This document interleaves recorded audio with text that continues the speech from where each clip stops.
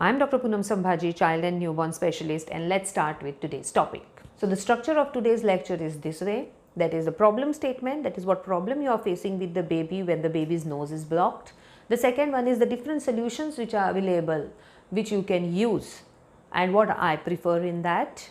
The third is how to use this device which I'll be showing you. Fourth is how often to use in a day, how long to use, that is till what age you can use, the side effects, why you are going to use it, and the device itself I'll be telling in between. As I'm talking, I will be showing the device and telling you about the device. Multiple times parents have this problem that the baby's nose is stuffed, the baby's nose is blocked, and the baby is not able to breathe properly because of the stuffing of the nose. Because of the stuffing of the nose, baby is irritable, starts crying, not able to sleep, baby is even not able to drink mother's milk, or if in case the baby is on top feed, baby is not able to drink the top feed or the bottle feed. Now why does this happen? This happens because babies are obligatory nasal breathers. What is meant by that? That they know how to breathe through nose and they do not know how to breathe through mouth when the nose is blocked. Like in our case, if someone pinches my nose, I will just open my mouth and start breathing. But in case of baby, if the nose is blocked, they do not know that they have to open their mouth to breathe. Or in case they are breastfeeding or bottle feeding, imagine the bottle or the breast is in the mouth and the nose is blocked. From where is the baby going to breathe? They will leave the breast or leave the bottle, and that's how the interrupted feeding means the baby is not feeding properly, or the baby is going to the breast, leaving the breast, going to the breast, leaving the breast. Now these are the complaints that the parents come with. What are you supposed to do in these times to ease out the baby? Definitely you have to show doctor, because there may be some other problems, and if the other problems are not there and if your doctor suggests you with the nasal drops and that everything is fine, then along with nasal drop it is always better to use something known as mucus sucker. There are various type of mucus suckers which are available in market, like this one. This is the rubber mucus sucker. It's a whole one unit, so when you put it in the nose of the baby, you have to press it, put the snout in the nose of the baby and then release it so that it sucks out, like it will suck out like this and the mucus will come out. The problem is you are not able to clean this mucus sucker properly because it's a blind procedure. You just put it in hot water and you remove whatever is inside. We really do not know whether it is cleaned from inside. The other type is this, which has a separate part. It has one rubber body and the other one is a silicone body. So the silicone body and the rubber body are detachable, so you can clean it easily by putting the finger inside that rubber piece.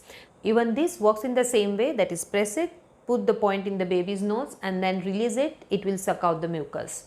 The pressure is only one set, that is when you press and you release the pressure which is formed in that. The third type is this type, which is available in India. There are multiple of these sort which are available even abroad, and they are quite costly abroad, but in India it's quite cheap, and the link to this I have placed in the description box below, so do go through it. Its pressure can be changed, like you can change the pressure. If you want more pressure, apply more pressure. You want less pressure, you can apply less pressure, and you can change depending upon your lung pressure.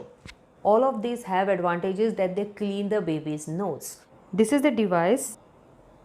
So you can see the device now. It has these two tubes, one chamber. So this is one tube which goes to the baby. The nasal tube goes inside the nose of the baby, and this part goes into the mother's mouth. This is the chamber which opens, and all the secretions are collected in this.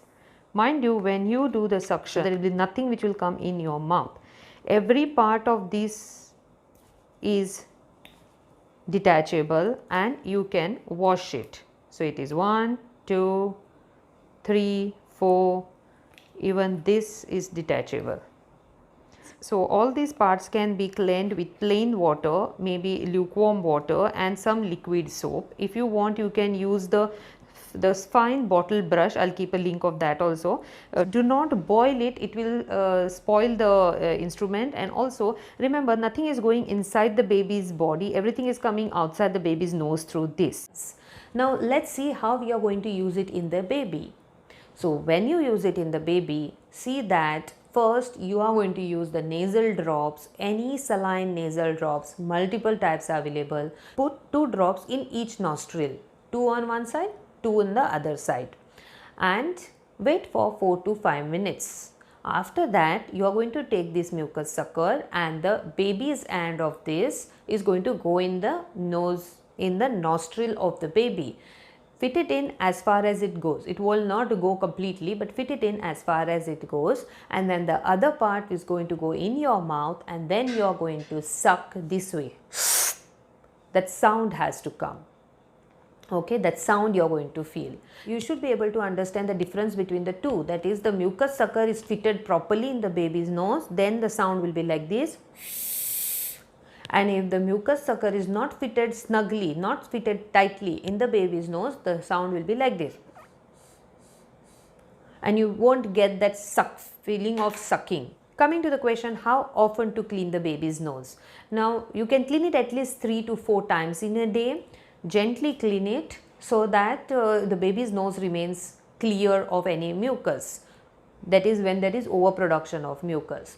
There will be no harm if you use it even 3 to 4 times in a day, but gently. How long to use it is till the baby is at least 2 years of age, because till this time they require help with cleaning the nose. After that, you can train them to remove the mucus by themselves. Side effects? Absolutely no side effects, because nothing is going in the baby's nose. Everything is coming out of the baby's nose when you use this.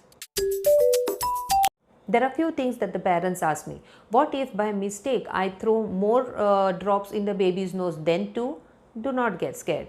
This is saline water, that is water with a specific concentration of salt. Now this is a special solution which is made in a sterile condition. So it's not that you are going to take water and salt at home and use it. No, you have to use these specific bottles which are available. There are n number. Your doctor will definitely prescribe you 1 saline drops. So you use this, and whether 2 fall, 3 or 4 drops fall in the baby's nose, there will be no side effect of this. The drop will go in the nose and in the throat, and either go inside the baby's tummy, or he'll get just a salty taste in the mouth. That's it. Now other question that parents ask me, that while I was putting the nasal drop, by mistake the drops went in the baby's eye. Nothing will happen again. It's a milder form of salt. It's exactly almost same like our tears. If you taste our tears, they are salty. The similar thing is there in these nasal drops, so it's not going to irritate the baby. Third thing, the baby shakes a lot while I put the nasal drops. So for this, make the baby lie on a surface, flat surface. See that you hold the baby's head like this and fix the head. So like this you can fix the head, and then you put the drops in the baby's nose. Believe me, it's quite easy if you do it without getting scared that something or the other will hurt the baby, or the drops, extra drops will fall in the nose, or extra drops will go in the eye. Nothing will happen. Even if these drops go in the mouth, nothing will happen. I'm talking specifically of the saline nasal drops. Mind you, they are saline nasal drops. I hope this topic helped you, and do stay tuned to my channel so that you listen to all other topics which I make, and these topics are all those topics which worry you as a parent, and my topics always contain all those things, as I say, all that parents want to know. So do stay tuned, subscribe, like, share and hit the bell button.